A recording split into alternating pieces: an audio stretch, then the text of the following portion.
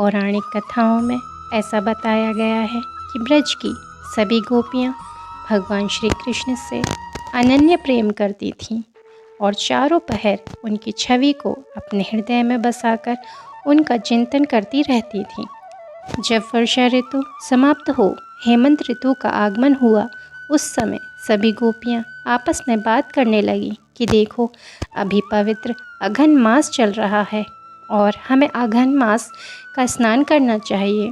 कहते हैं कि ऐसा करने से मन का मनोरथ पूर्ण होता है। ऐसा विचार करके ब्रज की सभी गोपियाँ अघन मास का स्नान करने का व्रत लेती हैं और सभी गोपियाँ यमुना में स्नान करती हैं और स्नान करके यमुना तट पर महामाया कात्यायनी देवी की पूजा करती हैं, आराधना करती हैं और फिर वर मांगती हैं कि हे देवी, भगवान श्री कृष्ण हमें पति रूप में प्राप्त हों। ऐसी गोपियों का नित्य कर्म था।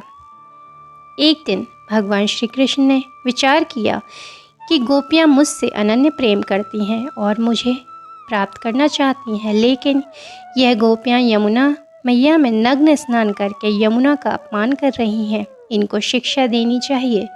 ऐसा विचार करके वंशी वट पर आकर बैठ जाते हैं और जब गोपियाँ यमुना में स्नान करने के लिए आईं, सभी गोपियाँ अपने अपने वस्त्रों को यमुना तट पर खोलकर निर्वस्त्र होकर यमुना में स्नान करने के लिए चली जाती हैं।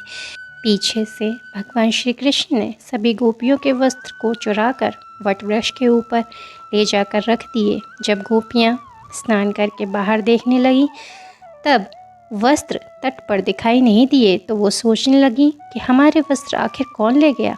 फिर देखा तो नंदलाल कन्हैया सब गोपियों के वस्त्र चुराकर वट वृक्ष के ऊपर बैठे थे।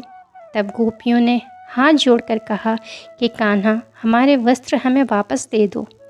भगवान श्री कृष्ण कहने लगे, नहीं गोपियों, मैं तुम्हारे वस्त्र नहीं दूंगा।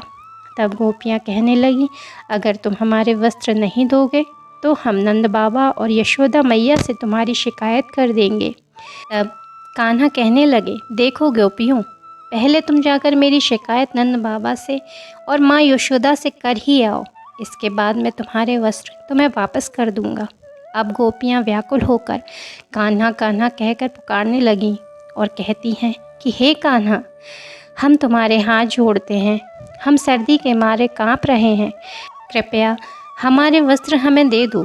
तब भगवान श्री कृष्ण बोले कि हे गोपियों, अगर तुम तुम्हारे वस्त्र चाहती हो तो एक एक बाहर निकलकर अपने अपने वस्त्र ले लो। तब गोपियाँ कहने लगीं, कान्हा देखो, हम निर्वस्त्र हैं, इस प्रकार से बाहर नहीं आ सकते। तब कन्हैया बोले, अगर तुम बाहर नहीं आ सकती तो तुम्हें वस्त्र नहीं दूंगा। और बताओ कि तुम्हें इस प्रकार मैया यमुना में निर्वस्त्र होकर स्नान करने की शिक्षा किसने दी? क्या तुम नहीं जानती कि यह पाप कर्म है?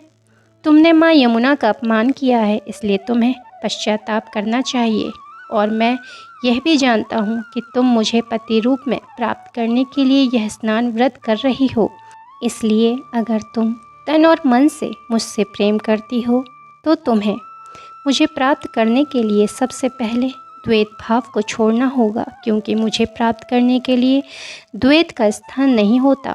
जब भगवान श्री कृष्ण ने ऐसा कहा तो गोपियों ने मन में विचार किया कि श्री कृष्ण ही हमारे सर्वस्व हैं और वह हमारे तन व मन के सभी भावों को जानते हैं। अतः सभी गोपियाँ एक एक करके बाहर निकल आती हैं और कहने लगीं, कन्हैया, अब हमारे वस्त्र दे दो। इस प्रकार भगवान श्री कृष्ण गोपियों को शिक्षा देकर उनके वस्त्र उन्हें वापस कर देते हैं और फिर भगवान श्री कृष्ण सभी गोपियों से कहने लगे कि हे गोपियों, जैसा कि मैं जान रहा हूँ तुमने मुझे प्राप्त करने के लिए व्रत किया, इसलिए जाओ, मैं तुम्हें वरदान देता हूँ कि आने वाली कार्तिक पूर्णिमा के दिन मैं महारास रचूँगा और उसमें तुम्हारा मनोरथ पूर्ण होगा, इसलिए अब तुम अपने अपने घर को जाओ।